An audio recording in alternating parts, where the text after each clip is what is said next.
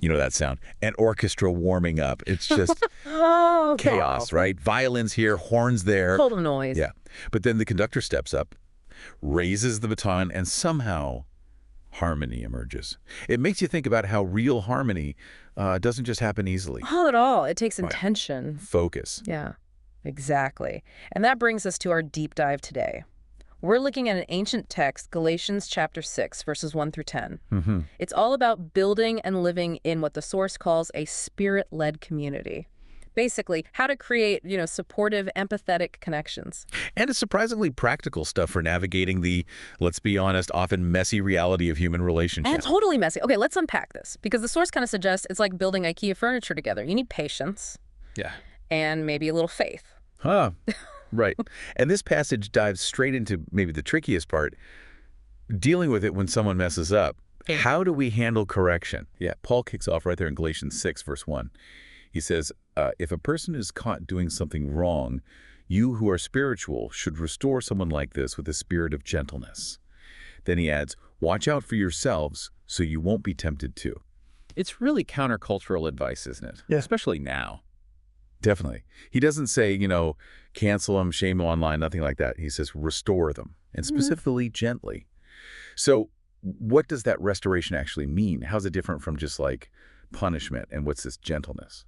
Well, restore here is a really powerful word. It's the same term used for setting a broken bone. Oh, wow. Okay. Yeah, it implies healing. It's delicate work, precise. You need patience. You don't just, force a bone back. Right. And gentleness, it's not just being polite or timid. In this context, it's more about power under control, like surrendering your own strength or reaction to a higher purpose, to God's direction. So controlled strength, not weakness. Exactly. Think of someone with immense power choosing careful action over just raw force. And that caution, Paul adds, watch out for yourselves. That's crucial. Why is that so critical? Because pride is sneaky, isn't it? It can easily mask itself as righteousness when we're correcting someone else. It's, often fascinating how the quickest to judge are sometimes the ones who could use the most grace themselves. That really hits home. How easily judgment can cover up our own stuff. So how does that change how we actually approach correction day to day? And speaking of tricky things, Paul then seems to throw us a curveball. In verse 2, he says, carry each other's burdens. Okay, got it. Community support. But then just a few lines later, verse 5, he says, each person will have to carry their own load. Right. It seems like a direct contradiction. It does. So what gives? Are we supposed to carry stuff for others or not? Well, he's actually saying both. And the key is in the original Greek words he uses. They're different. The burdens in verse 2. That word refers to something like a crushing weight.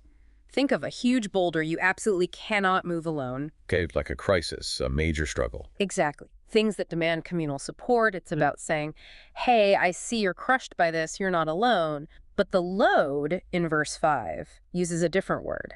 It's like a soldier's backpack. Ah, like standard issue gear. Precisely. It represents your personal responsibility, your daily tasks, your choices, your own growth journey, things you are expected to carry yourself. So spiritual maturity is knowing the difference. That's a great way to put it. Knowing what's a boulder needing help and what's your own backpack to manage.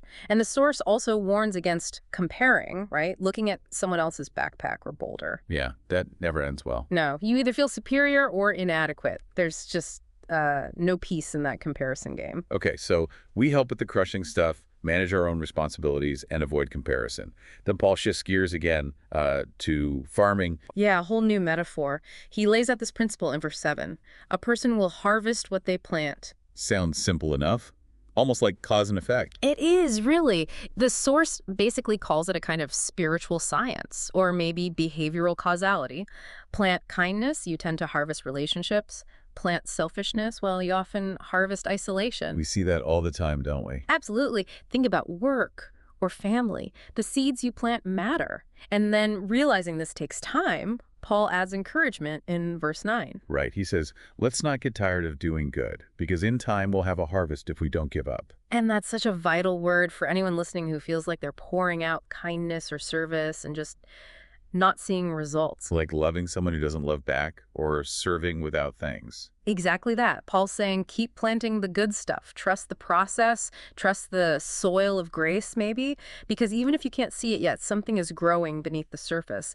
Don't give up before the harvest. That's powerful encouragement, which leads us right to the end, verse 10, the practical takeaway. Do good, starting here. Yeah. Therefore, as we have opportunity, let us do good to all people, especially to those who belong to the family of believers. It brings it all back home. It's about actually doing these things in our daily lives. Choosing that gentleness when you feel disappointed. Yeah. Sharing the real burdens, not just complaining. Speaking encouragement, instead of jumping to judgment, showing up consistently, even when it's hard, when it's messy. Because community is messy. Oh, inherently. We're all just figuring out how to be this body of Christ, this connected community together. It's a learning process for everyone. Definitely. And maybe that leaves us, and you listening, with a final thought to chew on. Which is? Well, based on all this, how can you personally start applying these ideas? How can you cultivate a bit more harmony, a bit more genuine support in your own circles, your family, your friends, your workplace starting, like today?